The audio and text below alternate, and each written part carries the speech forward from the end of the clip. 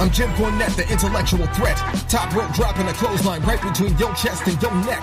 Give you a pile driver stand and spit on you. No respect. Body slams on multiple surfaces. They say I'm the best and the worst at this. Dominance wasn't working when I was feeling worthlessness. I'm passionate about what my purpose is. The pinnacle of human achievement has nothing to do with your purchases. I'm drop kicking you back to reality. This ring fucking hurts. It's a different brutality. Take a 310 to Yuma and fuck Wheeler Yuta. I'm the acrobatic blade runner who can switch blades in 6 ways and perform a perfect suplex. And that's it. The match is over. Check on my opponent as I turn to the crowd. Now throw the X up and listen to the boos get so loud. Now throw your guns up and be proud. One, go.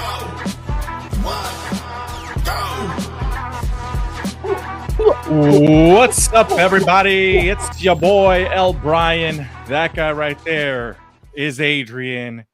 We are Triggered Wrestling. We bring the energy to these wrestling review shows, and we're going to tell you what we like, what we don't like, and what we think about our honest opinions on the episode that we just saw today.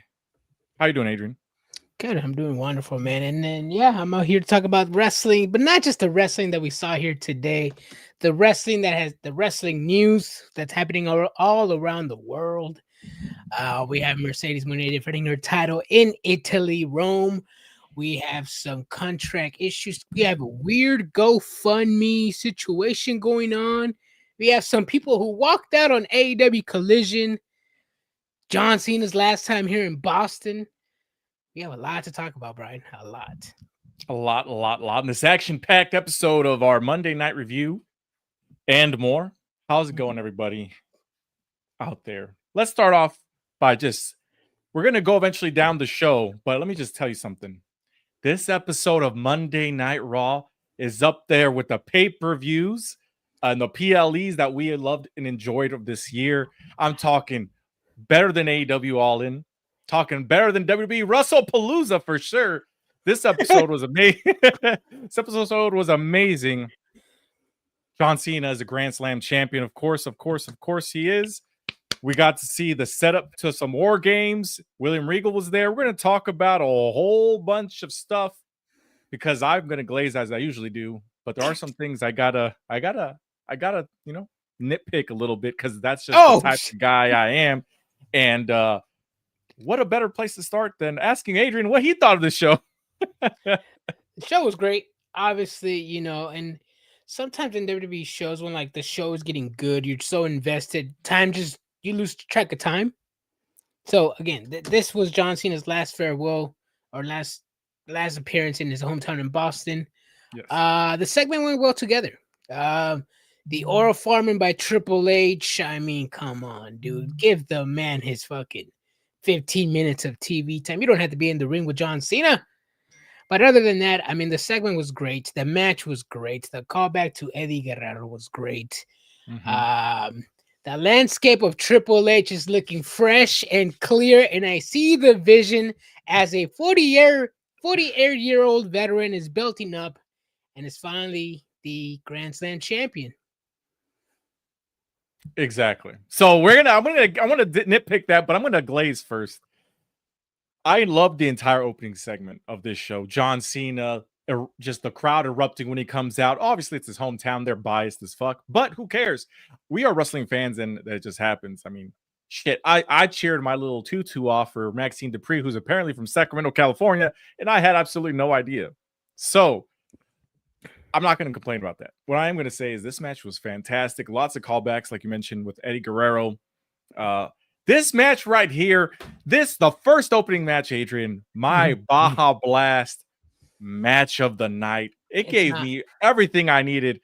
I was sports entertained from the beginning segment till the end. This was my Baja Blast match of the night. It was chef's kiss. 10 out of 10. Baja Blasts out of 10. Yeah.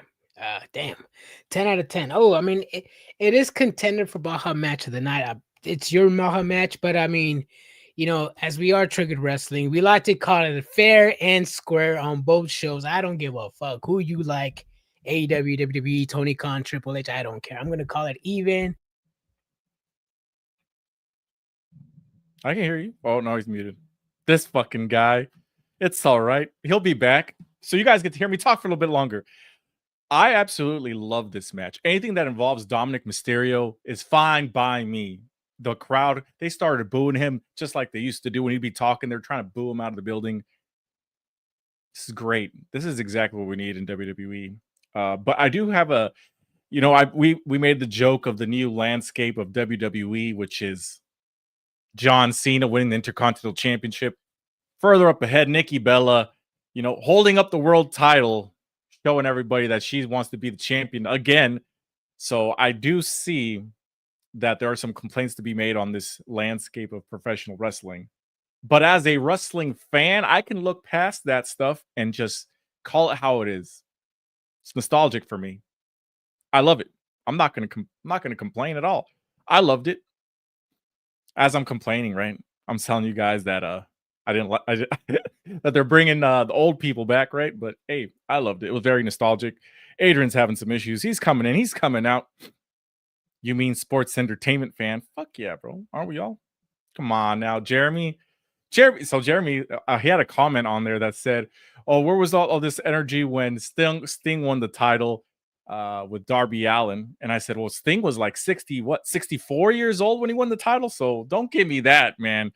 John Cena's at the ripe age of 46. So there's no comparison there, guys. What can you say? I mean, Sting was an old fart."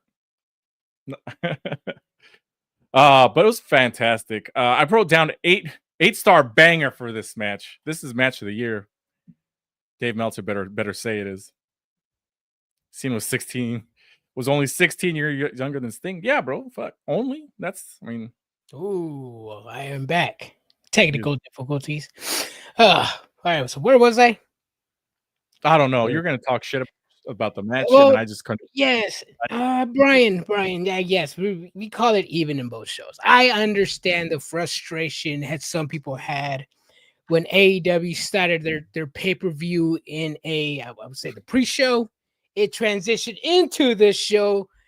Triple H just loves to fucking piss me the fuck off, bro. Like he literally said, "Let me piss off some marks today." Let's not only have John Cena's match begin via commercial or during commercial, let's have the announcement and everything during commercial. After the match comes back from commercial, 2 minutes in, we go straight to another commercial, man. Damn, Triple H just loves to piss me off. And that is why I can't give you match of the night, Brian. That is why I got to knock it down at least several points. I wouldn't even consider this a memorable match, just that John Cena won his title. Call me a hater, but it was well put together. But just once the match started, it was like, yeah, just go out there. We'll figure it out. Fans don't need to see John Cena's last announcement in Boston. Fans don't need to see his matches. What? Fans don't need to see his matches? I mean, I was watching commercials, bro. I was watching him wrestle. What the fuck are you talking about, Adrian? I saw him hit his 5 moves of doom. They did the chair spot, Adrian. They had a fantastic match. Two spots, bro. When he started, they knocked the ref down and he starts going like this. And I was expecting Charles Robinson to come over there.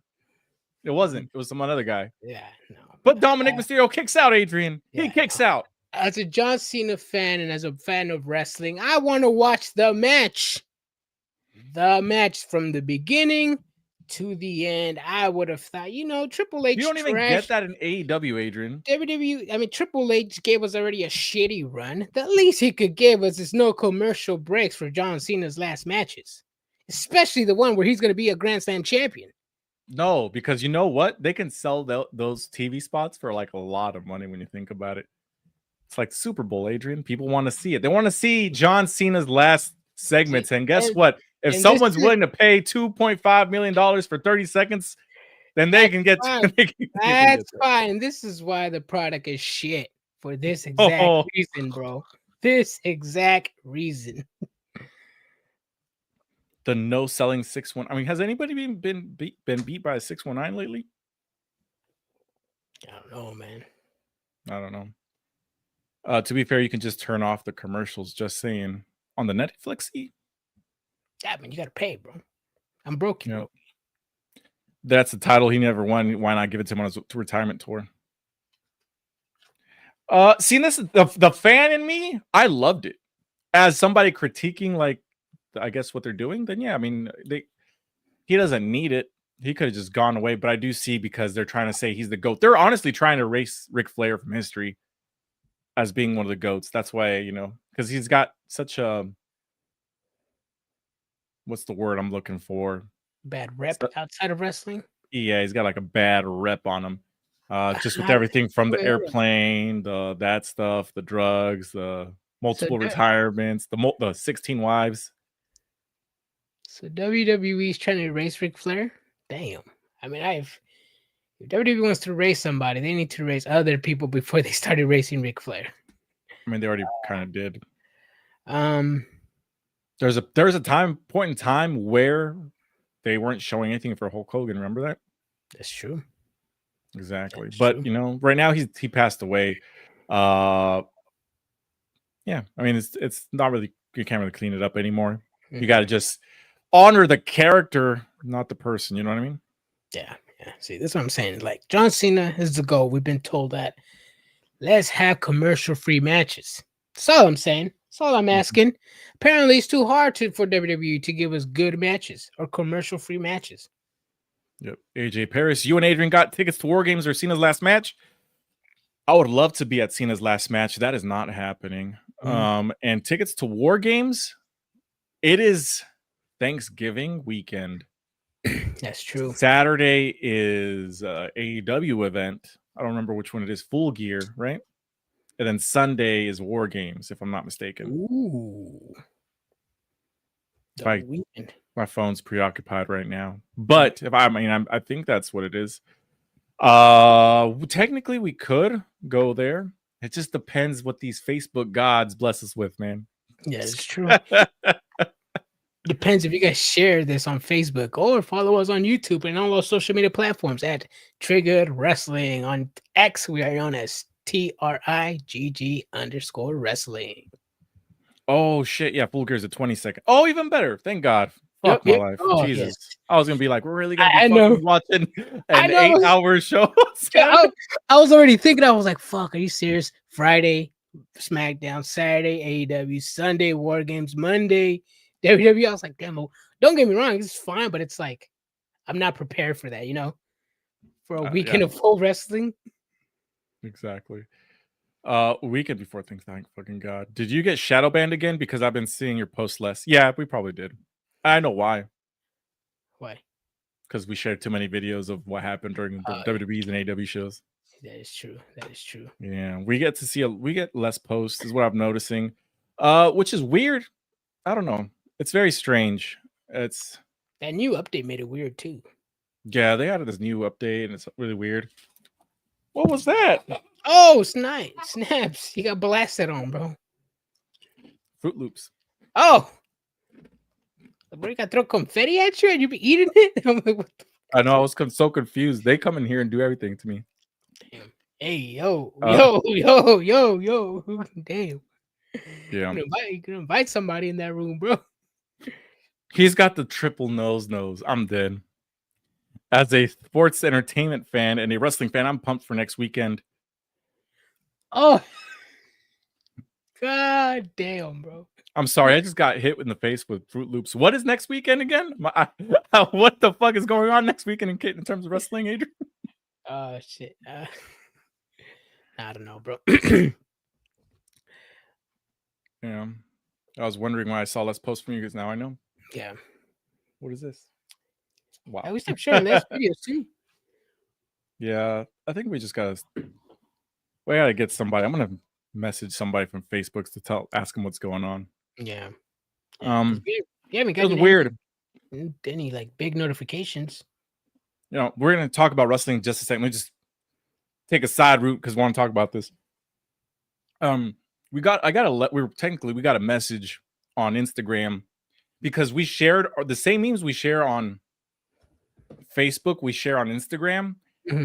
And we make those memes. I make a lot of those memes. Adrian makes a lot of those memes. And it says that we're not the original owner of the memes. So we had to delete like a whole catalog of shit because it said we were not going to be shown to anybody that wasn't already our follower. So I figured out how a way to, but our stuff was already linked together. So I took it apart and relinked it, and hopefully that fixes it. I don't know. That's why you probably see like us double post things, because we're trying to post on Instagram, that way post directly to Facebook, but we're still playing with it. Stop. But yeah, we'll figure it out. Yeah, we'll figure it out. If not, I mean, you guys just check us every 30 minutes, bro. We probably miss like just refresh the page, bro. just keep checking us. Like everything, comment when you can, and then that'll probably be pushed to the top of the algorithm for you guys as well. That's true. Let's go back to the show, Adrian. Damian Priest and Rusev, they're trying to sell the hell out of Damian Priest's eye. I think he really does have pink eye.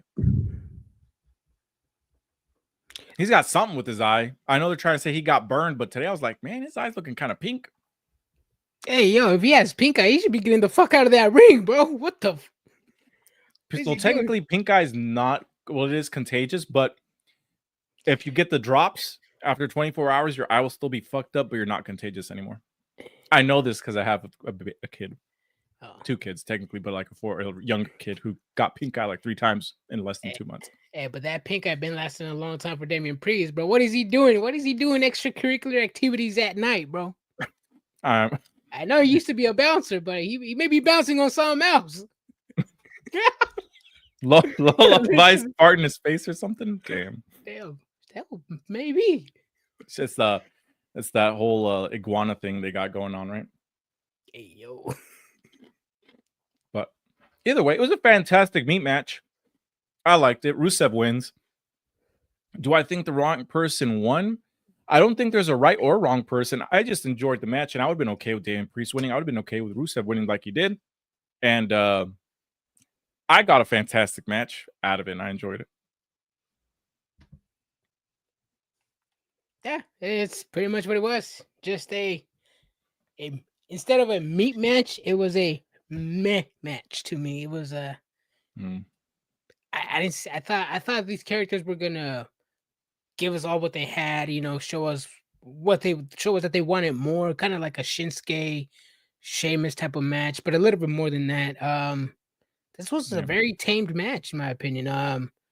I expected more from Damian Priest, former World Heavyweight Champion, just going out like that.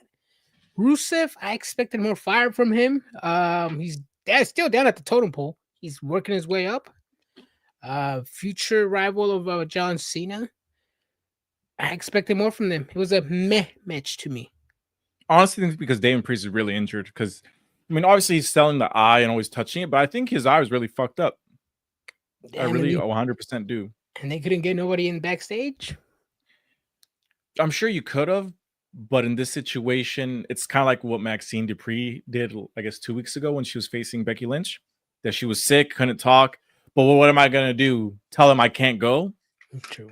Especially when she's in that spot, like getting pushed. You know what I mean? So, that, or she could walk out. Stop. You know what? Perfect example of 3 minutes that people get. You can't tell stories in 3 minutes. Everything Maxine Dupree has ever done has been a lot less than 3 minutes. And she's been steadily building up that character up until now. And it's paid off for her. Even with Otis back in the day. He had longer matches, but you could do a lot in 3 minutes. If you know, you know. Yeah, no, you could have a phenomenal performance in 3 minutes. I myself, no, but all jokes aside, no. Goldberg made a career out of 3 minutes. Jay Cargill, when she first came onto scene, made a career out of 3 minutes. I don't know, man. It just feels like I'm gonna be biased because I'm the AEW guy if I say anything. I don't know, man. I just think enhancement talent should be enhancement talent. And if you don't know what that is, then I don't know what to tell you, man. We're taking a side quest, Adrian, because I want to. Mm-hmm. So what's your take on this whole situation? 3 minutes. They needed more. They gave their own takes on how nobody's going to benefit from 3 minutes. They gave ideas, and they were all rejected and eventually just left the show. We're talking about Nixon Newell and Miranda Elise. My take is I see this as a thing because I try to look at things from both perspectives, right? Obviously, you take a look at Megan Bain and Joey Janela because they had their separate situations that were made public as well. Sandbagging, the match didn't go how it was supposed to go. And then you have the second appearance where they're supposed to actually have this match against TJ, right? They show, and this is the thing, is that they completely said, "Oh, that's not what happened," but then they explained what happened. It's exactly what fucking happened. You still didn't like. You're like, "Oh no, we did." It's not that we didn't want to lose. That's not true. It's just no, we didn't want to lose in 3 minutes. That's what it was. I'm like, well, so you still didn't want to lose, even regardless of how much time it is. You can do a lot in 3 minutes. I mean, I get that you don't want to lose to TJ because I'm gonna be honest, they're probably hands down the worst wrestlers signed to AEW right now. No offense to them. I'm sure they put in the work, but just AEW has a lot of great wrestlers and they're stacked in the women's division. So if I was to, rate them on a totem pole, they're towards the bottom, if not the bottom. Okay. Obviously, Nixon Newell and Miranda Elise are actually much better wrestlers, but at the same time, you're not signed to the company. One of them was actually out there not begging, but like mentioning that she's very light on bookings and has wrestled a handful of times since she's been released from WWE, to the point where she had to, I guess she didn't have to, but she chose to start an OF, right? From what I understand, that's because of the lack of bookings. Yeah, I mean, you pretty much said it. Yeah, I get it from both sides. I understand some people don't benefit from 3 minutes. I've myself said it on the show. As an AEW sicko, I hate AEW bringing in enhancement talent for 3 minutes when you can do like a 6-minute match with some talent that you already have on the roster. I get that. On the other hand, this is why enhancement talent and quote unquote jobbers are brought in. In any other promotion, not just in WWE, AEW, TNA, they are brought in just to do the job. I've heard stories from the likes of Batista, Undertaker, that they've said, if no matter where you are on the roster, if you're in the arena, the number one unwritten rule is you never leave before the show is over. No matter if you have a match, if you don't have a match, if you're the first match or the last match, you don't leave until the show is over. And when enhancement talent does that, I mean, it's basically, I see it like as a temp job, right? You're a temp. You're not an official employee. You're not there to change the game. Most likely you're not.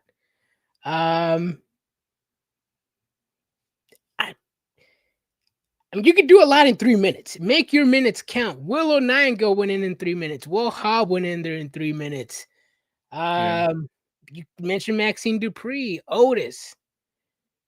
You can do a lot. Action Andretti, like, and it's not WWE 3 minutes. This is AEW, like 3 minutes commercial free. Yeah, like that's what it is. And you can't do all your fucking spots and get all your shit in 3 minutes. But at the same time, you're not even signed to the company.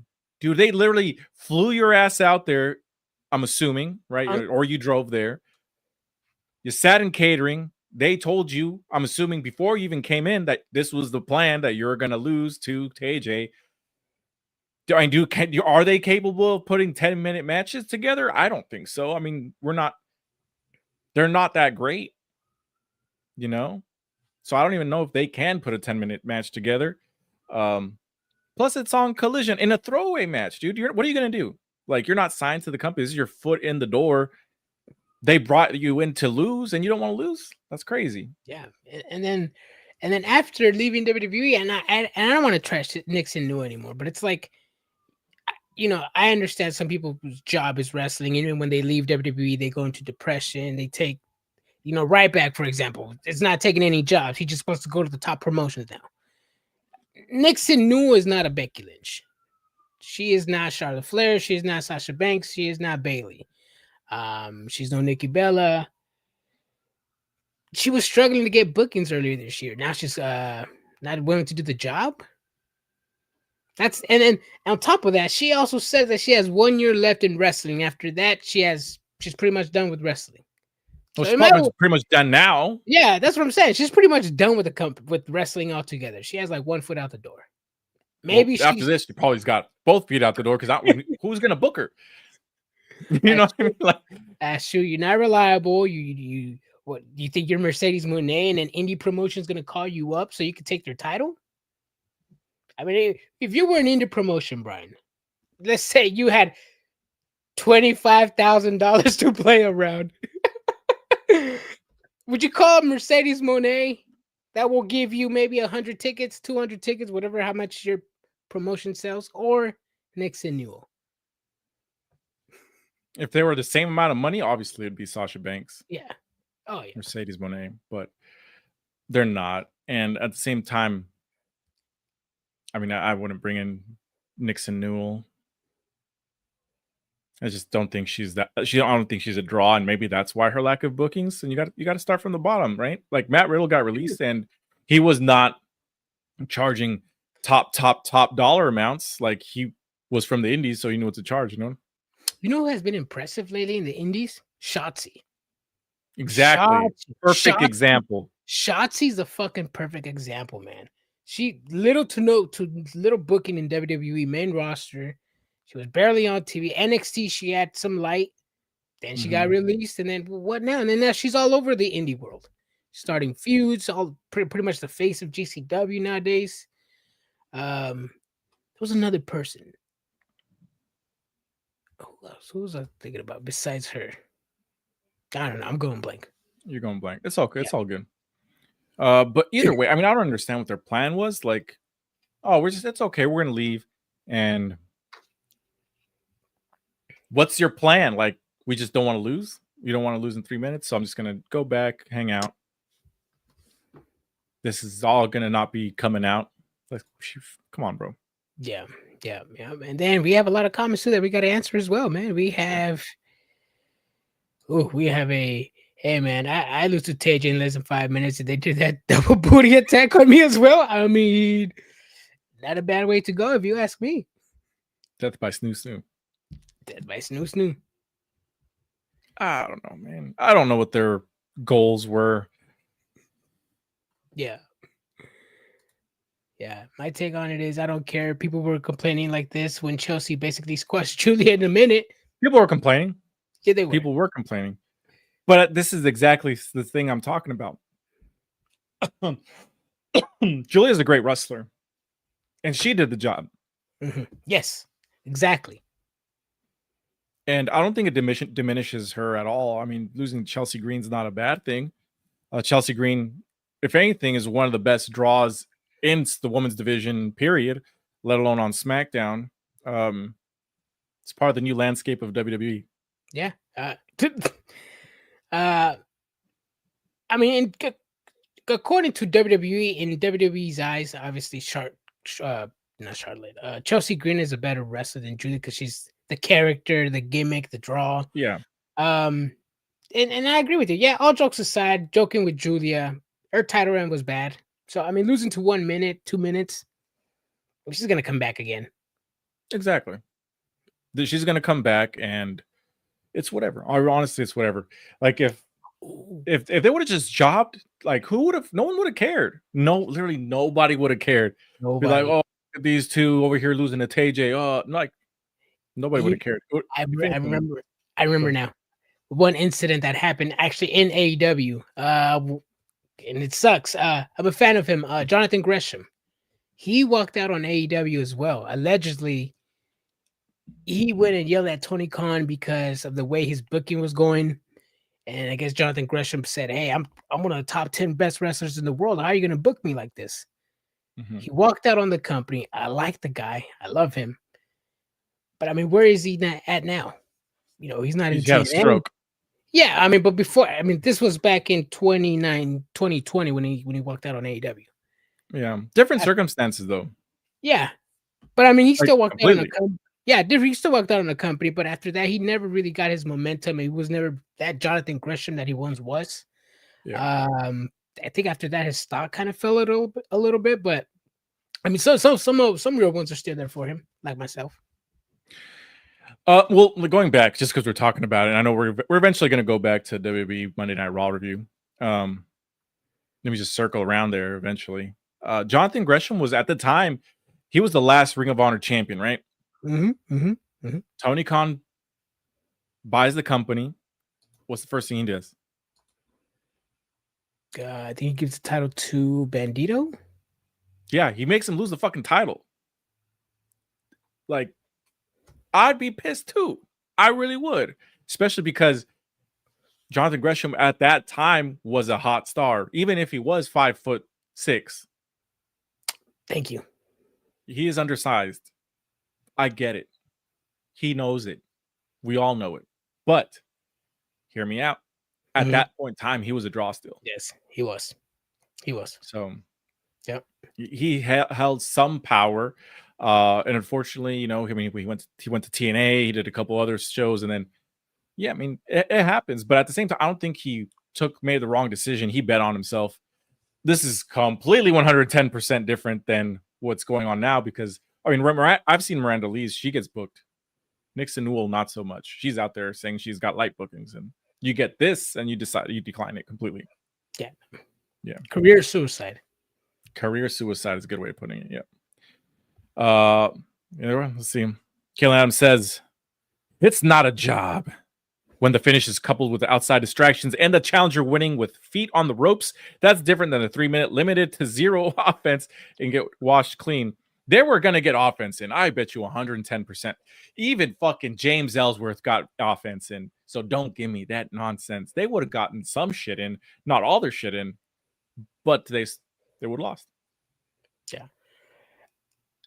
I mean, I understand them like not getting any hits on Marina Shafir and Megan Bain.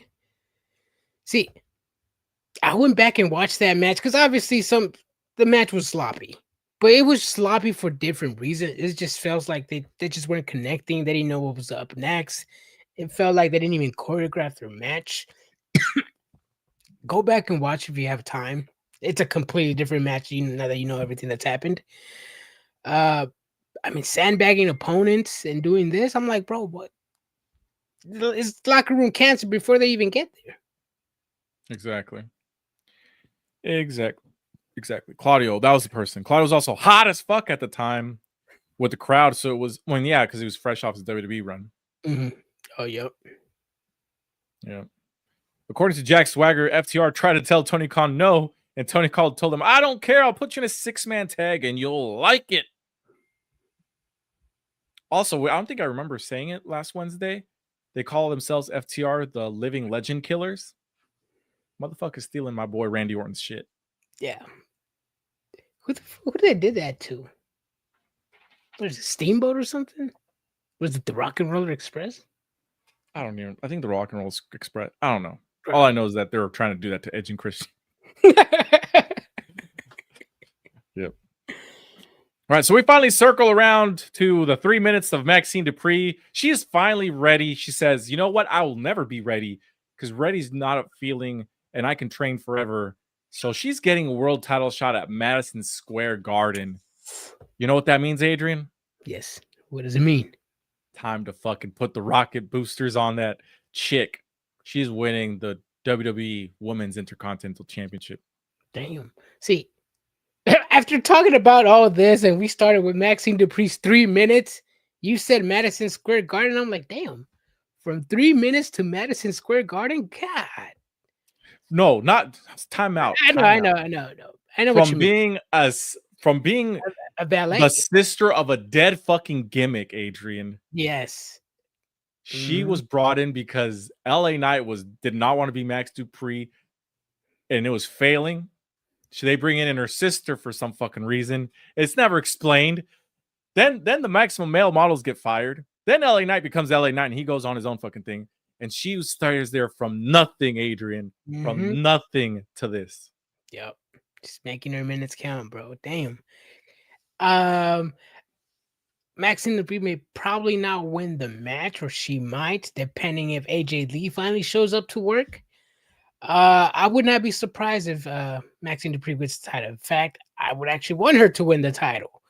Give me some young, fresh talent for the new landscape of WWE, because I don't know, man. I'm seeing a 48-year-old AJ Styles as champion. I'm seeing a 48-year-old Cena as champion. I'm seeing a 47-year-old Punk as champion. I'm seeing a 45-year-old Asuka as champion. I need to see new champions here, man. The new landscape of WWE is still alive and well, and I'm getting, no disrespect, some senior citizens as champions, bro. Well, you're not a senior citizen until 65, Adrian. I know. Which Sting was 64 when he won the tag team titles, all right?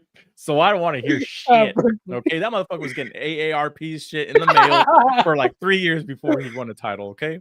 So I don't want to hear it. He went undefeated for 3 years, bro. With Darby Allin by his side, of all people. Exactly. So I don't want to hear it. I was gonna say something because Ghostface Killer right here said, no, she ain't. There's no way we ain't getting Becky versus AJ for the women's IC title. Yes, we can get that without the IC title if AJ Styles decides to assist Maxine Dupri in winning the title, which I could see happening as well. I'm gonna, if I was a betting man, which I am not, I would put money on Maxine Dupri. Yeah. Speaking of senior citizen, nice of you to cover your hair with the headset. Yeah, he said, you, bro. He said your hairline way up here, bro. He said your hairline's up here. My hairline's right there, brothers. It's fading, bro. I have my beanie on, and it looks like I have short hair because I have it in a bun. Oh. Yeah. Actually, no, I would never. Oh, because we were talking about 4 heads and 5 heads. See, yeah. It's 4 fucking head, bros. 4. Yeah, I don't want to wish baldness on people, bro.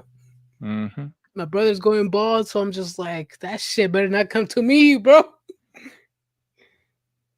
Yeah, I do remember the head test, the forehead test. Correction, Max Dupri started attacking Maximum Male Models until one day said he was LA Knight, and then Maxine still tried being a manager for them until they got released. Then she latched on to Otis. Yeah.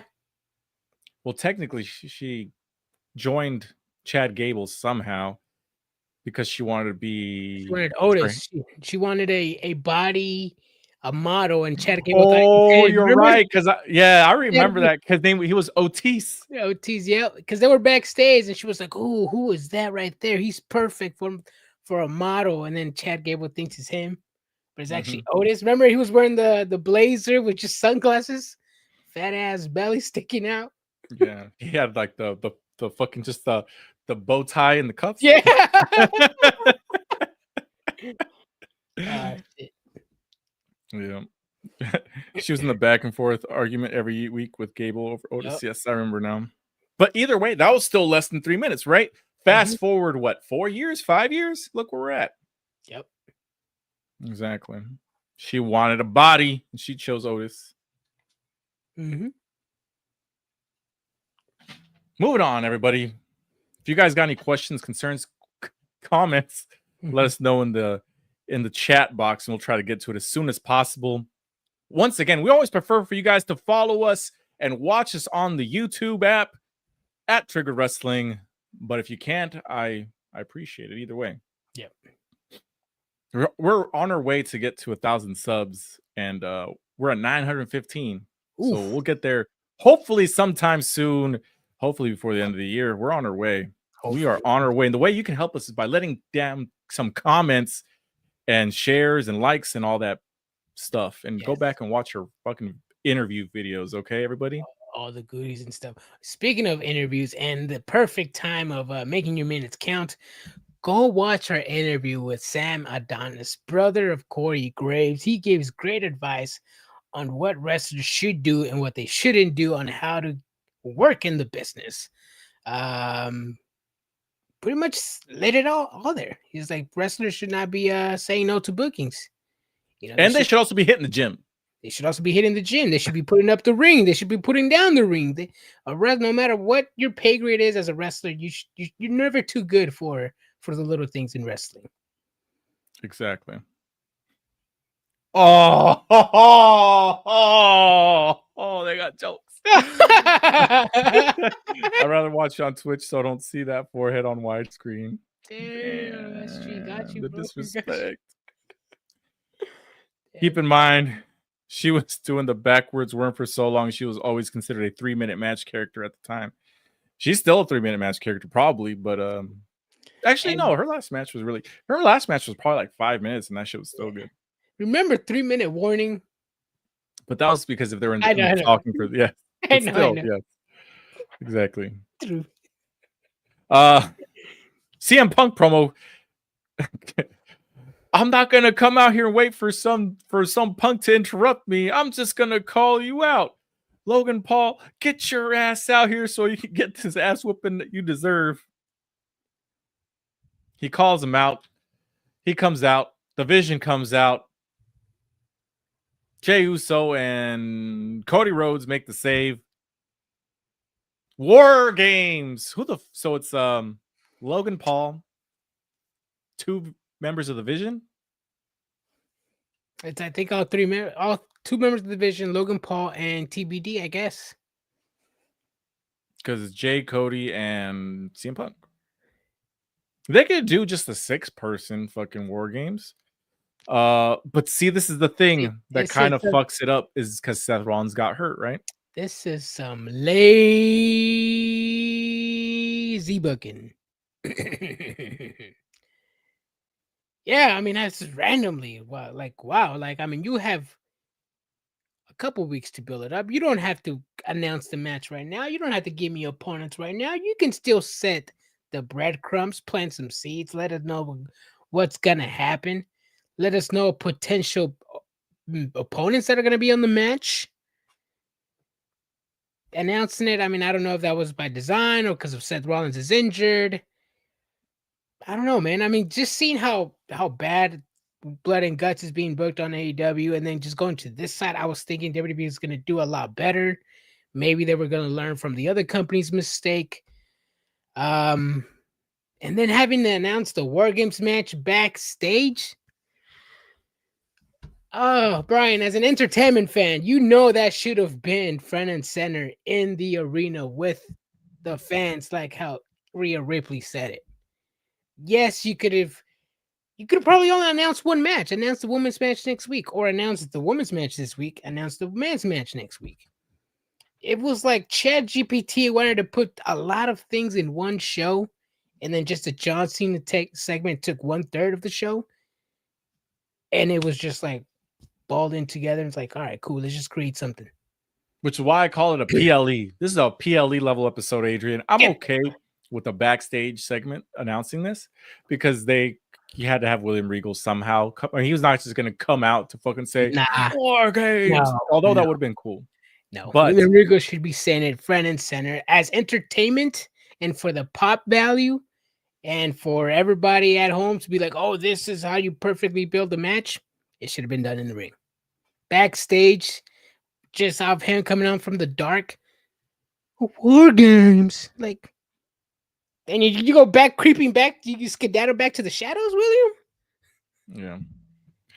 Ghostface says something that I agree with. In my opinion, it feels like Seth got injured and WWE has given up on the Vision. Not specifically given up, but the Vision has changed on the Vision because honestly, if you add Seth in there and you add Logan Paul, they probably recruited him to be part of this match. And on the other side, they'll probably get Roman Reigns. Hold on, Adrian. I'll use the bathroom. Yes. Be right back, everybody. Yeah, I mean, personally, I still think, I mean, like I said, too soon to announce a men's match. Again, they could have planted some seeds. Roman Reigns would have been a great guy. I mean, we have the John Cena tournament going on. Baby faces right there. They could be asking Jimmy Uso to join in. I mean, Jey Uso's right there. LA Knight probably. I mean, but what other top baby faces are gonna go with Punk, Cody, and Jay? Same with the heels. I mean, You could probably add Rusev in the mix and maybe some of the MFTs in there. But storyline wise, it doesn't make any sense. Would you guys add Sami Zayn to the mix? See, that's what we were talking about. Because they've only announced 3 for the men, 3 for the women. I'm assuming they're going to add more. Oh, I'm sorry, 3 for the men and like 4 for the women. I'm assuming they're going to add more opponents probably next week. Maybe Friday Night SmackDown. I don't know. I still think they should have waited for the announcement. It just feels like it was poorly booked. Maybe they needed to get it out right now since it's November. Like, hey, let's start building the story right now. I don't know, man. I don't know. I don't know if it's ChatGPT. I don't know if it's Triple H booking the show. It just feels like it's I don't know. It just feels to me like it's all over the place right now. It's 2025 and the women's tag titles matches are longer than the women's singles matches. What kind of shit multiverse are we living in? Yes. That's a question for Triple H, the man himself. I mean, if you're going to have champions, give them the lengthy matches unless, like for storyline purposes, a short match like we saw with Tiffany Stratton. I don't know, man. I just think champions should have longer matches, especially like the singles world champions. Yes. It feels like since Seth got injured, give up the division. WWE, do they even care anymore? Just doing it. Yes. WWE, do they even care anymore? Or are they just doing dumb stuff? I think they care. WWE, obviously, they gotta get ticket sales up. They gotta get the shareholders happy. Storyline wise, I don't know, man. If people keep buying the tickets, I don't think WWE is going to change. I mean, why should they? They're getting your money already. Probably not. Kind of looking like Roman. Roman has a tie-in with all 3 of them. Oh shit, you're right. Jey Uso, the future tribal chief. CM Punk from last year's War Games. And Cody Rhodes. Oh shit. Damn, that's like an Avenger team right there. Build up. Who would you put as the 5th man? Sami Zayn? I don't know. I don't know if I would put Sami Zayn there. The forever underdog? Well, the tag match was the main event and involved more people. I believe that's why it was longer. Yeah. Oh, shit, you're right. It was the main event. And it did set up the War Games match. Yeah. Yeah, I guess you're right. You're right. He times Logan Paul, Braun, and Bronson too. Oh, that's true. What is it? Crown Jewel when he fought Logan Paul? Bronson Reed, yep. Damn, Roman Reigns really has beef with everybody. Shit, he could go with anybody. He could go with the Vision of the Paul. Nah, he's not gonna go with the Vision. I'm tripping over here. How's Jimmy gonna be a feature? How is Jimmy gonna be a feature? Aren't they all within H reach? Jimmy? Like champion or? I don't know. Sammy can go away. He doesn't need to be involved. Nah, bro. Sammy, the forever underdog. Yeah. I mean, he was looking at Cody's title the other day. I don't know if you noticed. Maybe he comes into play there. I don't know, man. Is he putting these same baby faces again?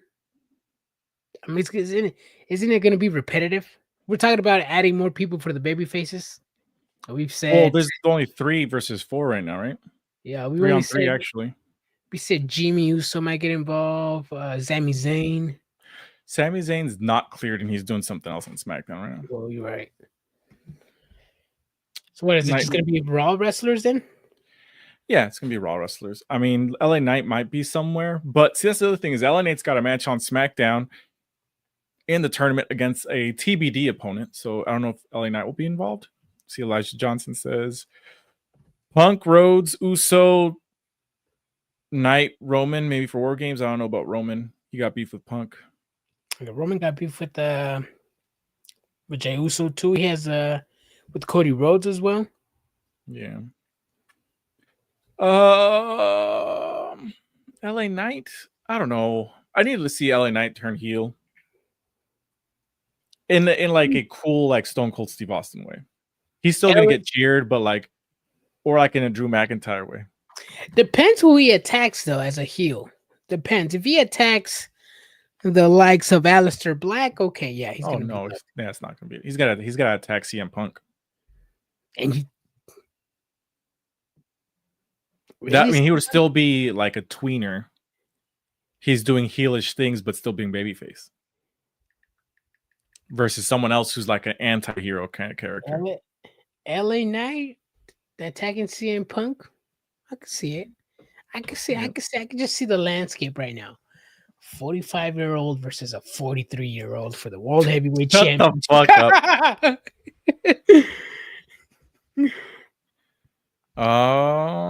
Here we go. We are gonna see. Oh, we're going over a list of people who's going to be the surprise matches. Elijah Johnson, Javon versus Gunther. That's probably going to be a squash match because they're going to bury Javon like always. I don't think it's going to be a squash. All these matches are not going to be squashes. They're going to be actual wrestling matches. He's going to take Gunther to the limit because this is going to be Javon Evans' way to show out. It's not going to be a squash, dude. It's going to be it's not.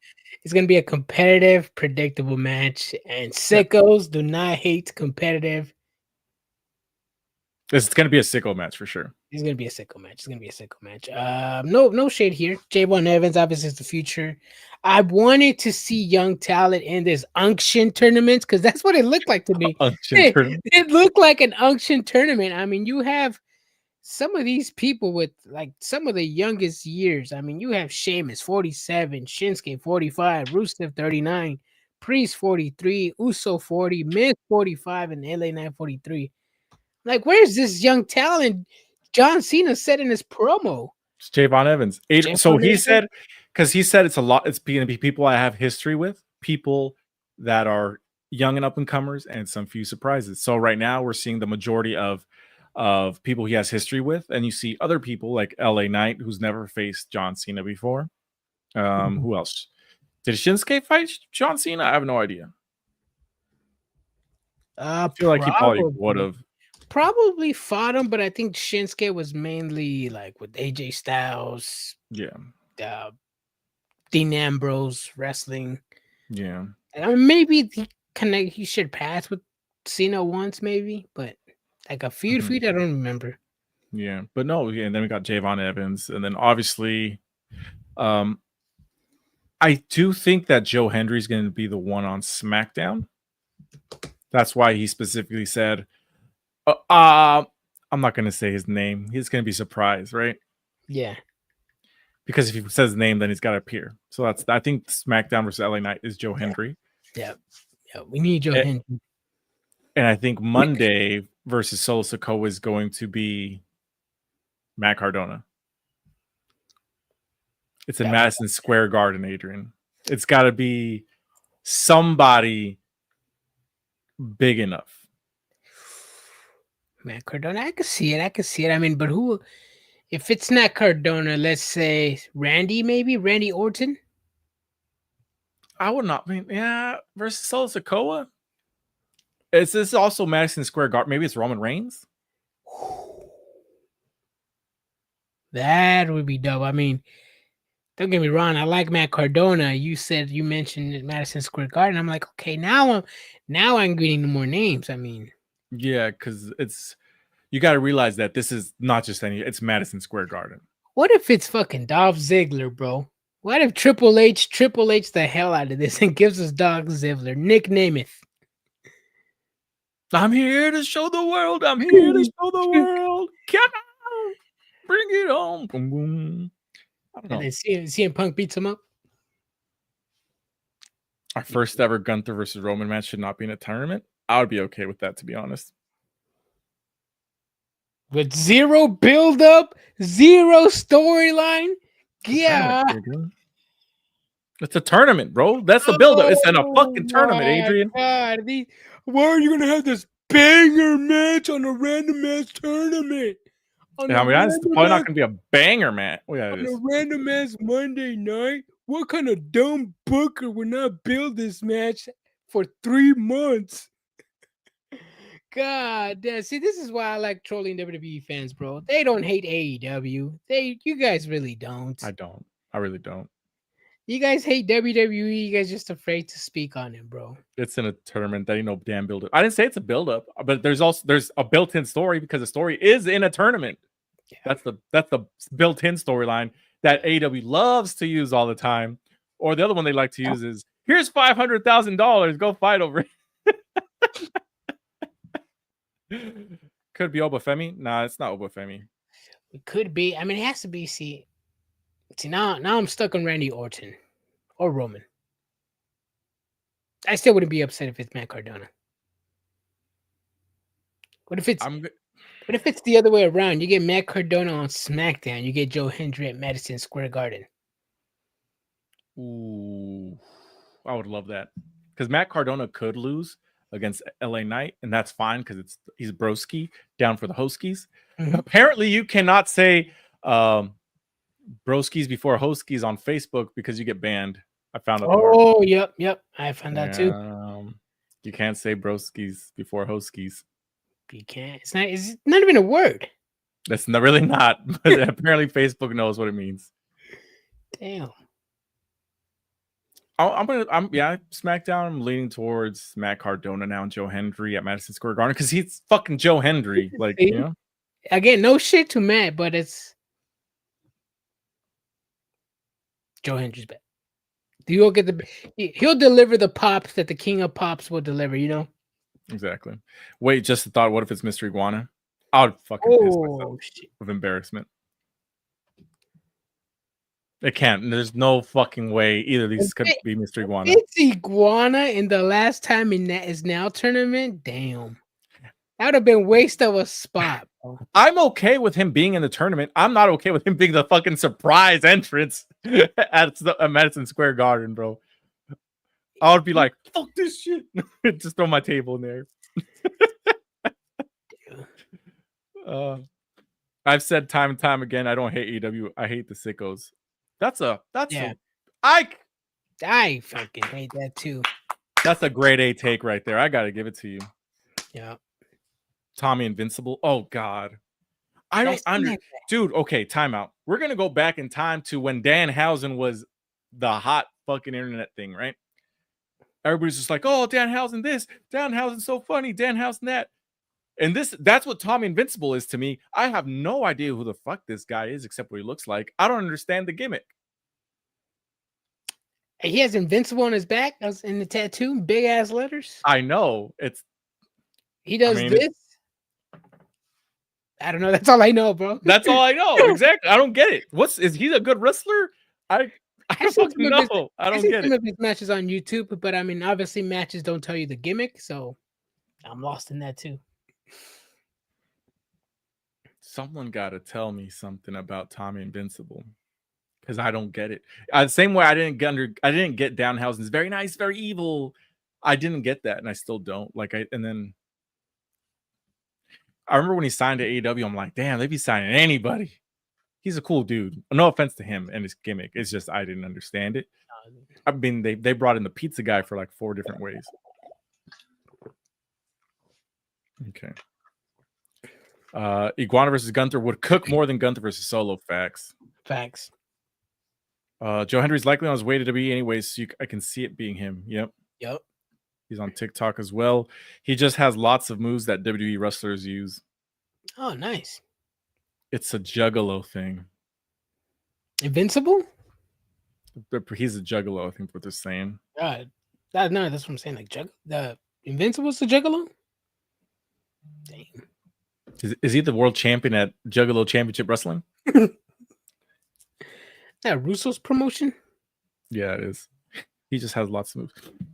I remember when we were talking with Joe Hendry, he was telling us how he came up with his finishing move. He's like, I just picked a random move from when I was creating a wrestler, and that's how he used the Big Show slam, and that's where he got it. Yep. Oh, Danhausen is a Juggalos. Oh, okay. Yeah. I learned something today from somebody on Facebook. They said, because I posted the picture of the Rizzler t-shirt. Oh, I was like, damn, they really just fucking are a t-shirt company. And someone said, well, there actually are signed to the company. Big Boom AJ, the Kid, and the Rizzler are signed to AEW. God is what he said. They didn't fact check him, so I'm taking his word as gospel.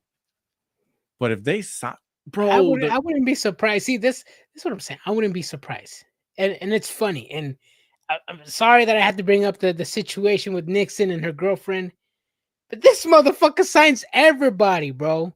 He gives them a paycheck and he makes them sit at home. You had to do his 3 minutes and be set for 6 months. They'd sign anybody, bro. Tony Khan just likes to give money away, man. If I had a friend to give me $20,000, I'll take it. I will say this though. Big Boom AJ successfully made his Costco TikTok. I haven't seen those videos anymore on my algorithm, thank God. He successfully earned himself a contract by creating a massive TikTok segment of fans. Damn. Danhausen. So average age for all male champions, not including NXT, is 40.5. Thanks for doing the math, man. Or unless you Chat GPT'd it, then thank Chat GPT. And also thank Chat GPT for writing this episode of the Monday Night Raw. Yeah. Damn, 40.5. Damn, the landscape looks bright and clear. I mean, Big Boom AJ is an ex-wrestler, so it makes sense that he signed. But you could say that about a lot of people. I mean, you could say that about Ryback. You could say that about like a ton of people. You could say that about You could say that about the veteran Jack Vaughn. Yeah. He's a current wrestler who's a lot more talented, and he can cut a promo, and he's funny. Or the big other tall dude, I can't think of his name, but I think he's signed to a WWE contract. No. I think he was in AEW, and he has that gimmick. He has the IWC mark gimmick on TikTok. So you're talking about the big dude with the long hair, right? Yeah, he makes that weird filter face. He has the sunglasses, the glasses. Yeah, that guy. I forget his name. Bishop something? Was it Bishop something? We follow him on Twitter. Something like that. Khan's just signing anyway. Yeah, he should sign us. Should. I'll glaze AEW proudly, bro. You should. I'm doing all this glazing for free. Damn, bro. Damn, bro. Jack Vaughn is in OVW near me. Bro, I love Jack Vaughn. Yep. Bro, I want to see Jack Vaughn at WrestleCon. I should hit him up and be like, yo, bro, if you need a place to sign, I got a table. Let me know, and I'll get a table for your ass, bro. I won't fly your ass out there. Here's the table you can sign at, bro. As long as I get my $600 back, you're good. Yeah. Damn, bro. I don't know. I feel like Jack Vaughn has successfully created a large enough fan base to where he could do a meet and greet at fucking WrestleCon. He wasn't there last year, dude. I would have loved to meet him. Yep. And if he's big enough, man, and probably he gets brought in by Barrio Toys, man. I mean, best meet and greets here in Northern California area, Roosevelt, California, 100 Atkinson Street. He has brought in people like Benta, Phoenix, Tay, Sammy Guevara, Jordan Grace, Jonathan Gresham, Melina, Kayla Becker, say Microman and Swoggle. Microman and Swoggle. Brought a lot of people in. Benta, yeah. Jack Vaughn should be in the tournament. I'd pop for it. Facts. Yep. I'm surprised you guys don't do a TikTok as well to get more people to look up your channel. We should. But the thing about it is, I do this on a MacBook, and I can't use TikTok Studio on a Mac. So, Adrian, you would have to set it up. And when you go live, you'd have to figure it out. Yeah. By the way, my mailman is excited. You're finally, bro. I had the longest Saturday. I didn't mail it out. Did you really? And, yeah, I did. That's good. I had it. So for anybody that doesn't know, I live like an hour away from Barrio Toys. And don't you have a phone? Yeah, but how am I going to get Adrian on it? Come on, brothers. That's true. That's true. That's the situation. What you do the what is it called? The what is it called on TikTok when you guys we share the I don't know, man. Too much technology for me, bro. I think he's saying like if I can, I guess I can go live and you can go live and I can have you join my live. Something like that. Discord call him. But you can't video chat on Discord. That's the thing. There's a little thing away. Oh, but yeah, Elder Emo. I got it, bro. I'm slacking. Tomorrow, the kids don't have school. So I'm gonna have them have a little art project with me. Because I'm gonna make a custom box. Hold on a second. Do I have it here? Wait, you're gonna give a box, bro? No, because this thing is really small. Okay. So if I use UPS and I use their boxes, the shit is like boom, boom. And it's just like this small thing. And they pay obviously for volume or like the size of the box.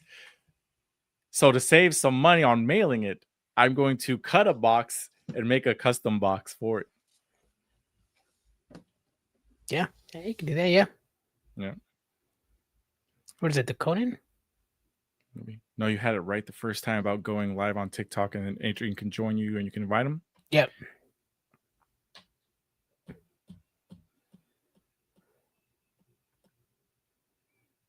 That might just work. Yeah. It's gonna be terrible. But see, the other thing is that if I do that, they're not gonna be able to see your guys' comments. That's true. It's gonna be like two separate things going on at once. Yeah, I'll figure it out. Yeah. Because theoretically, what I really want to do is like I have to have a PC for it. Is you do TikTok Studio, and we use StreamYard for this, right? So what we can do is essentially not screen record, but like screen grab this screen and just put it on TikTok and do it that way. And then whatever we say like shows up on there. But I have to have a PC for that, and I don't have one. And I might just buy one. Damn, rich. Stop, bro. PCs. I remember back then, like obviously you can get like an expensive ass PC, but if you can just get like a fucking, I mean, if I'm not doing anything heavy on it, bro, I'm literally just fucking streaming on a website. So I don't know how much RAM I'm gonna need. Depend what you're streaming, bro. Backyard wrestling with your kids, deathmatch style, best day off ever. Damn. They're off. I'm not off. So I'm working still. Damn. I'm working still, but we gotta figure it out. Yeah. All right. Let's see. What part of the show are we at, Adrian? Let's see. The tournament continues. We talked about that. The main event: Charlotte Flair, Alexa Bliss, Kabuki Warriors, new fucking champions. Adrian. Not upset. Actually, low key, and I'm only low key upset because Charlotte Flair, my girl, obviously, Alexa Bliss, their pairing was great. They brought light to the women's division, the women's tag team division. A phenomenal job as champion. They were not cursed by the tag team title, so that's good on them. They defended the titles more than any other champion. They were actual champions. Just upset that they lost. Just the marking me upset, but hey, new champions. Landscape looks bright. Let's see what goes up next. Because what's next for the Kabuki Warriors? What's next for Alexa Bliss and Charlotte Flair? Are they still friends? Are they not? War Games is coming up. Are they going to be in there? Or are they not? I don't know, man. But I'm still. They are. Because they announced it. It's going to be. They did it at the show. You're right. So it's Lash Legend, Nia Jax, Kabuki Warriors versus Charlotte Flair, Alexa Bliss, and Rhea Ripley, Io Sky. So that's they all make sense except for Nia Jax and Lash Legend. They're like literally just put them together, put them in there. Fucking weird. Yeah, it was like weird build-up. Yeah, it was basically like Kabuki Warriors versus the other two babyface teams. And then Nia Jax and Lash Legend were like, hey, you guys got nothing going on. Let's just put you on this match too. Yeah, fucking weird. I didn't like that build-up. If I'm going to complain about blood and guts that we're getting in 2 days, I'm going to complain about this bullshit. Yeah. Again, I'm done complaining about it. WWE has had time to prepare for this. You know, they're the 70-year promotion that has a plan A, plan B, and plan C. For some reason, they always go with plan F. it's always a weird one. I don't know why. Yeah. I don't know what Triple H is thinking. Maybe he's relying on ChatGPT too much. Maybe he's adding some of his stuff in the mix, and that's why it's being booked weirdly. But I mean, hopefully the match is not going to disappoint, man. I will say this though, Adrian. The match is what it is, but I don't know if you talked about Stephanie Vacquer and Raquel Rodriguez, but I think this new landscape of WWE has to do with title matches taking place on TV. There's a long time that really wasn't the case, and now they're having multiple titles like defended on Raw and SmackDown, and they're actually being changed hands. Like typically for the longest time is like if there's a title being defended on Raw or SmackDown, they would not be losing, and now they are. So is this part of like the new era? I mean, if you consider AJ Styles and Asuka, CM Punk, John Cena, the future, and the new landscape, then maybe. I don't know, man. I'm not the booker. Some people may rely on old heads. I mean, I would rely on somebody like Braun Breaker, Bronson Reed, an in-betweener, somebody that can carry the company now. I don't know, man. Yeah, we'll see.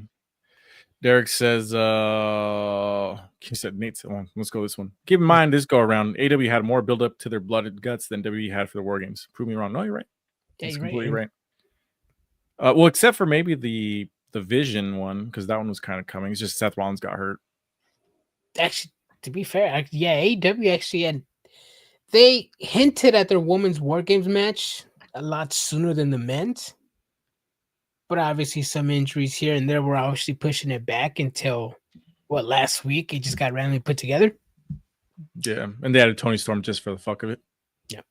That's the thing I didn't like. Like, she didn't have to be in the match. You could, but they just wanted, we have to have Toni Storm in a match. Let's put her in there. That shit triggers me. I'm happy Lash is going to be in PLE. I thought Bayley and Lyra were going to be in it. That's the other thing, is that Bayley and Lyra could have been in there as heels. It could have been there as baby faces. They were there. They were fighting with the Kabuki Warriors. Exactly. They were. But I mean, Rhea Ripley and Io Sky have to have a match, right? Have to have a match. I mean, I forgot Rhea Ripley was even in the mix. She's been absent, and I think, but they said that she was with a broken nose. Yeah, from Japan. Io Sky, I forgot where she was at. Yeah, this was just randomly put together again. Like, I mean, Lash Legend just became friends with Nia Jackson. She's already on a match randomly. I don't know. I'm going to complain about it because I got to call it the way it is. This is shit build up. War Games, it's still worth going to. War Games always probably would be. Mm-hmm. Let's see. I guess that picture with Chris Statlander really did get Bayley in some type of trouble. If she's, well, no, they lost the tag team title match. I mean, they'll eventually come back around. Oh, I hope so. I mean, Davina Rose's contract is up early 2026. I'm telling you, bro. Yep. She could just be counting her days down. But see, that's the thing is like, so let's say she signs to AEW. What is she going to do? She's not doing nothing in WWE. Okay, but that's not the point. My point is, whose spot is she taking in AEW? Is there anybody's spot she can take? And I'm only saying this because, like, there's only like 4 women that are shown all the time. 5 if you include Harley Cameron. Mercedes, Chris, Tony, Harley Cameron, and Willow. Those are the top 5 women in AEW. What about Athena? She's in Ring of Honor. She's not fully in AEW. I mean, I don't see Bayley taking Thecla's spot. I mean, does Thecla really have a spot outside of Collision? Anyways, point of the story being, Bayley has nothing to do in WWE anymore. She's pretty much done everything. She's done everything she could. And even when she was champion, she was never really that champion. It just felt like she was holding a prop. Her last feud with Io Sky, a dud. Damage Control, a dud. There's nothing else you could do. Just go on, finish, just have matches, just to have matches, get a bigger paycheck, work once a week. But this is the thing: if she joins AEW, she's jumping over people like TJ. She's gonna jump over Sky Blue, Julia Hart, Thekla. She's gonna jump over Chris Statlander, probably Willow Nightingale. She's gonna jump pretty much to the top, dude. And that's another ex-WWE talent coming up. Yeah, see, the thing is, like, when you have She's somebody great. like that, She's great though. You could put people over. Toni Storm did a phenomenal job on putting herself over, putting other people over. She could do the same. I don't see Bayley doing a Mercedes Moné and getting all the titles. And especially Bayley right now, she's doing free. She's taking free. She's doing free classes for wrestling. Later in November, December, I think it was. Mm-hmm. So she's all for the women's division. She could help a lot of women out there. But there's nothing else she can do in WWE. Literally nothing. Every feud that she's touched, she either never really got over, or when she did, WWE never really gave her the chance to shine. Yeah. See, tell me Bayley versus Thekla or Bayley versus Athena again in a non-WWE setting. That would be a good match. Yeah. But I wouldn't want her losing the Thekla. No. She's like double her size. Yeah. Papa H will. Yeah, that's the thing, is that I don't think Triple H would. I don't think she would. That's the other thing. Is like is Tony Khan will always offer more money. Yeah. And on top of that, even if it was a very similar amount, she would probably still choose AEW anyways. I think. I mean, I could be 100% wrong, but who knows? I mean, it's not throwing shade at WWE, but it's like she's done everything she's done in the company. Yeah, she's really has. Unless what? No. Go ahead. Sorry, I interrupted you. I mean, I just see it as like as a business side from Bayley, work less, get paid more, probably be more involved in the women's division or something. I mean, you can use Bayley not just a wrestler, as a backstage person as well. Have her actually teach the woman how to wrestle, how to work. There's a lot of things you can do with Bayley. Yeah. Derek says the problem with Bayley joining AEW is that she doesn't fix the problem with the women's roster. You still got to build up the rest of your. Exactly, that's the issue that I have. Yeah. So you just, instead of building people up, you just add another one to the top. Camille's still MIA. Yeah, well, see, Camille's not gonna do. That's what I'm saying. That's why I brought Toni Storm as a example. Perfect former AEW or former WWE wrestler. Timeless Toni Storm, a 1000% AEW creation, has put other people over, has put herself over. Who she put over? Who's the NXT Women's Champion? Blake Monroe. But other than that, who? That's the NXT Women's Champion, bro. Mina Shirakawa. Who else she put up? Mariah May. And all the other people that she's put people over. Yeah, Mariah May. That's the only one you need to know. She was going to be WWE bound anyways. That was her goal. Yeah, but was she going to get? But who gave her the job, Rando? You mean to tell me unknown, unsigned, little old Mariah May was just going to get called up from WWE? Well, she went to Stardom first because she needed to learn how to wrestle. Yeah, and then you think WWE was going to call her from Stardom? No. So, yeah, she put somebody just like how Mercedes Moné gave Stephanie Vacquer a job. Oh, this guy. Toni Storm gave Mariah May a job. Well, Adrian, I beg to differ. Mm-hmm. What other stuff you got? We talked about some things here. Talked about the 3-minute warning. Talked about the build up to Survivor Series. Talked about a little bit about a preview about Blood and Guts that we're going to be seeing on Wednesday. What other interesting news you got? Nothing really, just besides the GoFundMe thing by Rich Holland, which is a weird situation. I think you mentioned it on Friday, a little bit. Yeah, it was very strange because he got released, and then there's a GoFundMe, and then he says, "Oh, I was unaware of the GoFundMe." I'm like, "Motherfucker, really? You weren't unaware of a GoFundMe that your family member started?" Then he says he's gonna donate the money. Then he says, "Oh no, I'm gonna donate the money after I use the money, and after I get the money back from working, I'm gonna donate it."